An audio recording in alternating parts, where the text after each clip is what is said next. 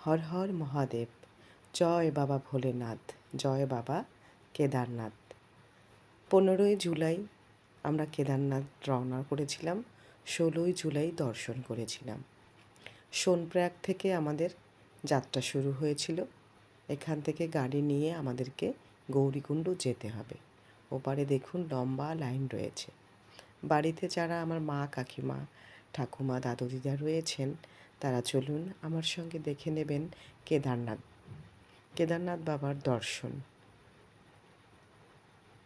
ইচ্ছে ছিল খুব সুন্দর করে ভিডিও করার, কিন্তু যারা ট্রাভেল ব্লগ করেন তাদের প্রত্যেককে যা আমার কুর্নিশ, এত পরিশ্রম করে তারা তাদের সমস্ত তথ্য আমাদের সামনে তুলে ধরেন, কিন্তু আমি সামান্য একটা চ্যানেল খুলেছি মাত্র। ভেবেছিলাম অনেক সুন্দর করে তুলব, কিন্তু সত্যি কথা বলতে শরীর সাথ দেয়নি। গৌরীকুণ্ড এসে টিফিনটা সেরে এখান থেকে আমরা লাচি নিয়ে এবার গুটি গুটি পায়ে চললাম বাবা কেদারনাথের উদ্দেশ্যে। বড় দুর্গম রাস্তা বটে, কিন্তু বাবার ইচ্ছে, আশীর্বাদ থাকলে বাবাই আপনাকে হাত ধরে টেনে নিয়ে যাবে। আপনারা চাইলে কেউ কেউ এখান থেকেও ঘোড়া নিয়ে যেতে পারেন। 2500, 3000 এরকমই রেট বলছে। দরদাম করে তারপরে ঘোড়া নেবেন। আর সঙ্গে অবশ্যই রাখবেন পানীয় জল, প্রয়োজনীয় ওষুধপত্র। সাথে অবশ্যই নেবেন কর্পূর। যাদের শ্বাসে অসুবিধা হবে, কর্পূরের গন্ধটা নিলে বেশ খানিকটা আরাম পাবেন। সাথে অবশ্যই রাখবেন প্যারাসিটামল, প্যান40, যেটা দরকার। হালকা পাতলা ঠান্ডা আমাদের পাহাড়ে গেলে সবারই লাগে, তো সকালে যদি একটা প্যারাসিটামল খেয়ে বেরোনো যায়, আশা রাখি ঠান্ডাটা বোধহয় লাগবে না। যদিও প্রচণ্ড রোদ ছিল, সেজন্য হালকা পাতলা জামা কাপড় পরেই আপনারা উঠবেন। আমি খাই না ওটা। বেশ খানিকটা চড়াই বটে, মাঝে মাঝে আপনারা বিশ্রাম নিতে পারবেন। আর দোকানপাট রয়েছে, খাবার দাবারও খেয়ে নিতে পারবেন।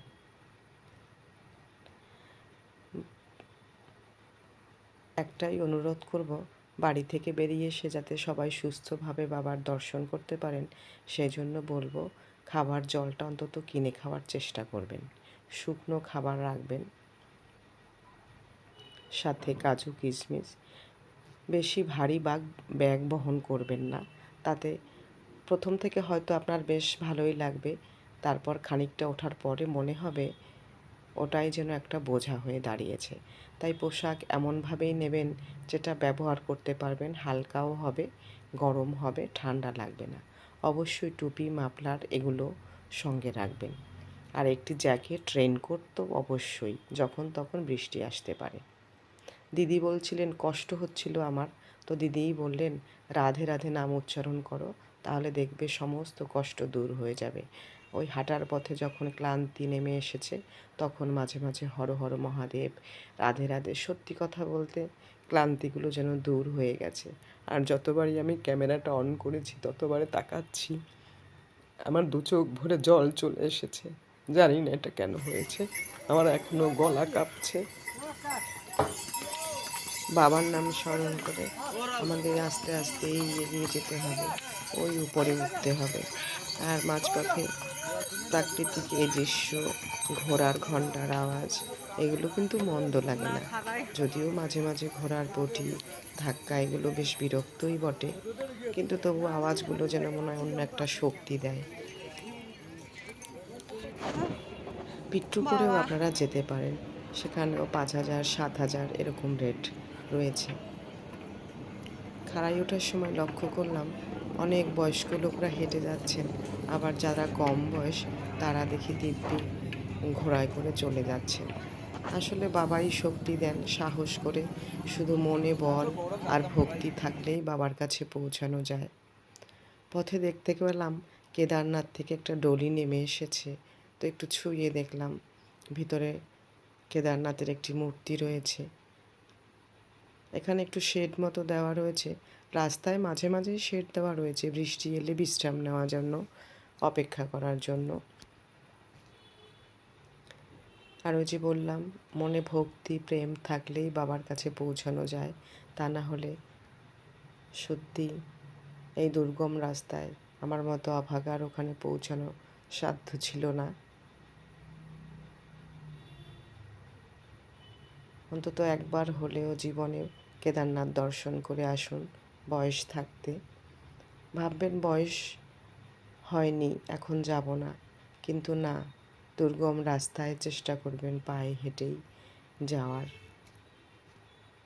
প্রকৃতির দৃশ্য দেখতে দেখতে আমরা অনেকটা এগিয়ে এসেছি। প্রচণ্ড খাড়াই শুরু হয়ে যাচ্ছে আস্তে আস্তে। খাড়াই কোনোটাই কম নয়, কিন্তু একটা ঝর্ণা কিংবা এই ব্রিজটার ওখানে ওর পর থেকে আমাদের প্রচণ্ড খাড়াই শুরু হয়েছিল।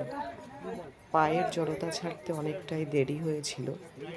আর যারা একটু হাঁটাচলা করেন, অন্তত টিকিট কাটার পর থেকেই একটু দৌড়ঝাঁপ করে হাঁটাহাঁটি করার চেষ্টা করবেন, তাহলে রাস্তাটা অনেকটা সহজ হবে। একটু জগিং করা, একটু দৌড়াদৌড়ি করা, আর শরীরটা হালকা থাকলে দেখবেন হাঁটতেও সুবিধা হবে। গুটি গুটি পায়ে আস্তে আস্তে আমাদের এগোতে হবে অনেকটা পথ। শুধু বাবার নাম স্মরণ করলেই পৌঁছানো যাবে।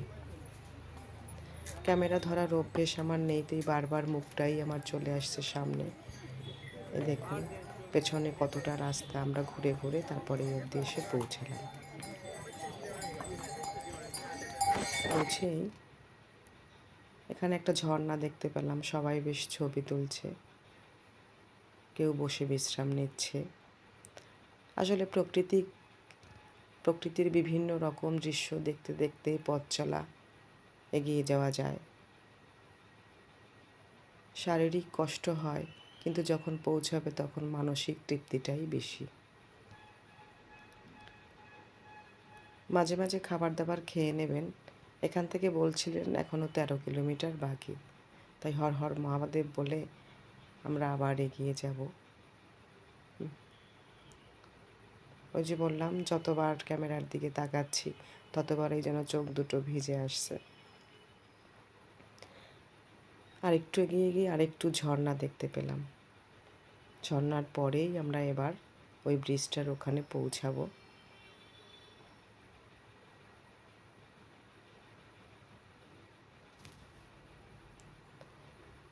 মাঝে মাঝে পথে আমিও দাঁড়াচ্ছি, খাচ্ছি, আবার পেছনে কারোর জন্য অপেক্ষা করছি। আমার ছেলে আর বর অনেক আগেই উঠে গেছে, আমিই পেছনে পড়ে গেছি। সত্যি কথা বলতে অনেকটা যাওয়ার পরে বেশ খানিকটা বৃষ্টি নেমেছিল, তো ওখানে আমাদের 1.5 ঘন্টা মতো অপেক্ষা করতে হয়েছিল বলে সন্ধেও ঘনিয়ে আসছিল, ক্লান্তিও চলে এসেছিল। পরের দিকে আর ভিডিও করা হয়নি। এরা আমার সঙ্গী সাথী, সবাই একসাথে যাত্রা করছি। গোপাল আমাদের রেখে চলে গেছে। এখানে আরেকটি ঝর্ণা, আপনারা যারা গেলে মনে করেন ঝর্ণার জল বোতল ভরে খাবেন, আমি বলবো একদমই না। কষ্ট হলেও একটা বোতল কিনে নেবেন। যত উপরে উঠবেন খাবার দাবারের দাম ততই বেশি। আসলে খাবার দাবারগুলোও তো এভাবে ওরা নিয়ে যায়, এই ঘোড়ায় করে, পিট্টুতে করে, যার জন্য দাম তো একটু বেশিই হবে। আর 6 মাস মাত্র যাত্রা বাবার দর্শনের।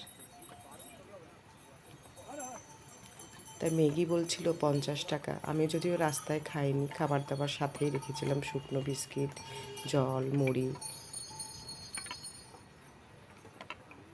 পেট ভরা থাকলে হাঁটতে একটু অসুবিধা হয়, অল্প অল্প খাবার খাবেন, বেশি করে জল খাবেন।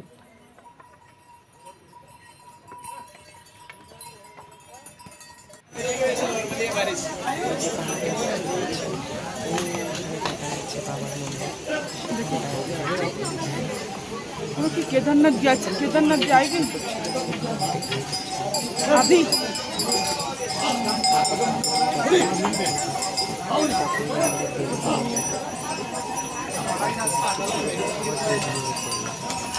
এই দোকানে বৃষ্টি গায়ে লাগবে না। রেনকোট অবশ্যই সাথে রাখবেন। ছাতা কিন্তু না হওয়াই ভালো, তাহলে একটা হাত আটকা থাকে, একটা হাতের লাঠি থাকে, আবার ছাতা ধরলে হাঁটতে একটু অসুবিধাই হয়। বারবার আপনাদের বলছি, ব্যাগ বেশি ভারী করবেন না। জুতো সবসময় যে দামি জুতো পরলেই আপনি হাঁটতে পারবেন এমনটা নয়। আপনি যে জুতো পরে মর্নিং ওয়াক করেন সেরকম জুতো যাতে স্লিপ না কাটে এরকম হলেই হবে। আমার নিজের অভিজ্ঞতা থেকে বলছি, আমিও কিন্তু পুরনো একটা ব্র্যান্ডের জুতো পরেই গেছি, আর নর্মাল একটা টি শার্ট, একটা প্যান্ট। যত বেশি ভারী জামা কাপড় পরবেন ততই আপনার কষ্ট হবে। ব্রিজটা পার হয়ে শুরু হবে খাড়াই। এখানের দৃশ্যটা জাস্ট অপূর্ব, মানে দেখার মতো, চোখ জুড়িয়ে প্রাণ জুড়িয়ে যায়। মনে হয় যেন বাবার অর্ধেকটা পথ এগিয়ে এসেছে, এই বুঝি মানে স্বর্গরাজ্যে পৌঁছে যাব।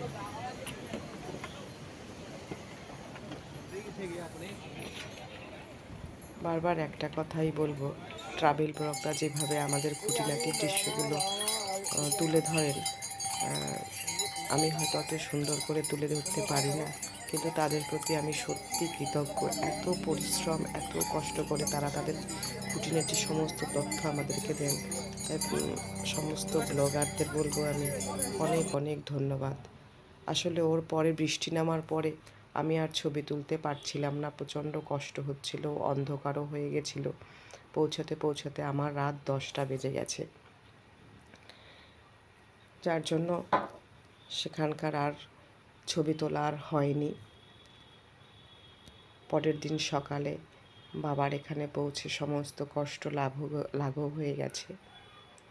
দূর থেকে বাবার মন্দির দেখতে পাচ্ছে, গায়ে একটা শিহরণ জেগে উঠেছে। এটা ঠিক বলে বোঝাতে পারবো না।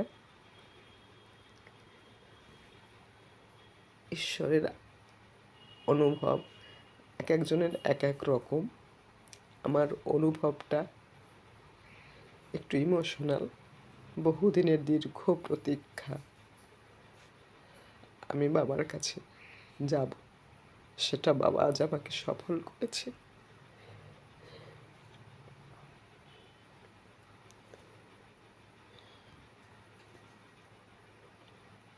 অদ্ভুত একটা শান্তি অনুভব হয়। এত লোক, এত ভিড়,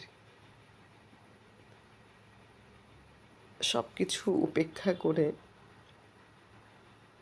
এত পরিশ্রম উপেক্ষা করে বাবার কাছে অবশেষে আমি পৌঁছানোর পরে খুশিতে আর পারছিলাম না।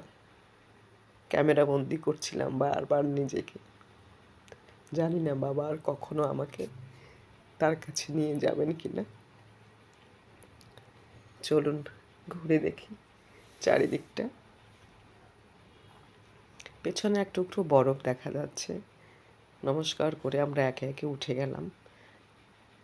যেখান থেকে প্রসাদ কিনলাম ওখানেই জুতো রাখলাম। জুতো রেখে তারপরে মন্দিরে ঘন্টা বাজিয়ে আস্তে আস্তে প্রবেশ করলাম। আসলে সব কিছু তো ক্যামেরা বন্দি করা যায় না, তাহলে হয়তো সৌন্দর্যটাই আমি উপভোগ করতে পারবো না, এটাই আমার বারবার মনে হচ্ছিল। তাই ওই মাঝে মাঝে দেখছিলাম অপার সৌন্দর্য, স্বর্গীয় দৃশ্য।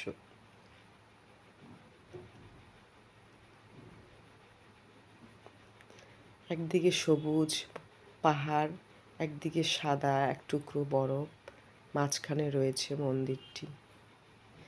আর অদ্ভুত রয়েছে, সে ভীমশিলাতেও রয়েছে প্রচণ্ড ভিড়। আমি বারবার ভাবছিলাম কি করে এই পাথরটি এসে মন্দিরটিকে এভাবে আড়াল করে রাখলো। পাথর বলাটা বোধহয় আমার ভুল হলো, এটাই ভীমশিলা। আমি ক্যামেরাটা অন করে হাউ হাউ করে কাঁদছিলাম। ওই যে বল, আপনাদেরও ওই একই অনুভূতি হবে।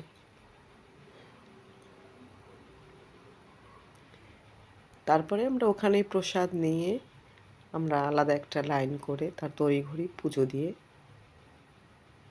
12টা 1টা নাগাদ আবার নেমে এলাম। তো কেমন লাগলো আমার এই তীর্থ ভ্রমণ?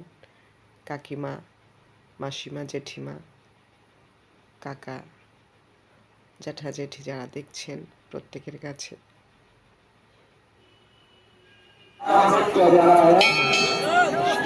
पूर्ण श्रद्धालुओं के दर्शन हो चुके हैं।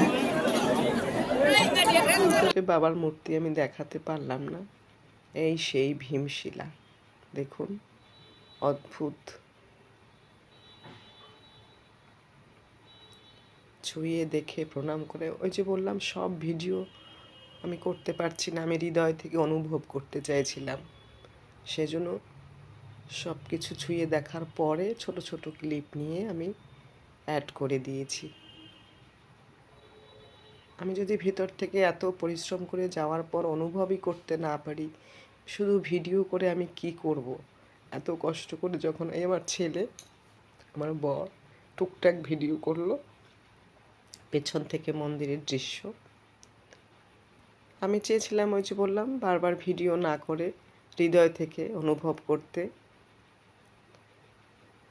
সেজন্য দু চোখ ভরে নিয়ে আসলাম। দেখুন চারিদিকটা কি অপূর্ব সুন্দর দৃশ্য। তো কাকা কাকিমা, জ্যাঠা জেঠিমা, আমার ব্লগটি কেমন লাগলো জানাবেন, পাশে থাকবেন। ভিডিওটি পোস্ট করতে অনেকটাই দেরি হয়ে গেল, বাড়ি এসে শরীরটাও খুব একটা সাথ দিচ্ছিল না। ছুঁয়ে জল ঢেলে জড়িয়ে ধরে প্রণাম করলাম, আর বাবার আশীর্বাদ স্বরূপ পেলাম একটি বেল পাতা। এবার ফেরার পালা। হর হর মহাদেব। তুমি যদি চাও আবার আমি দর্শন করতে চাই তোমাকে আরেকবার।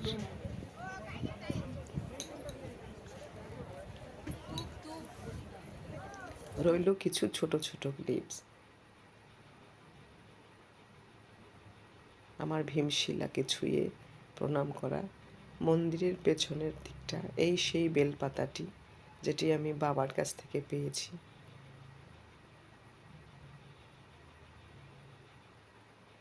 আরও ভিডিও ক্লিপস আমার চ্যানেলে রয়েছে।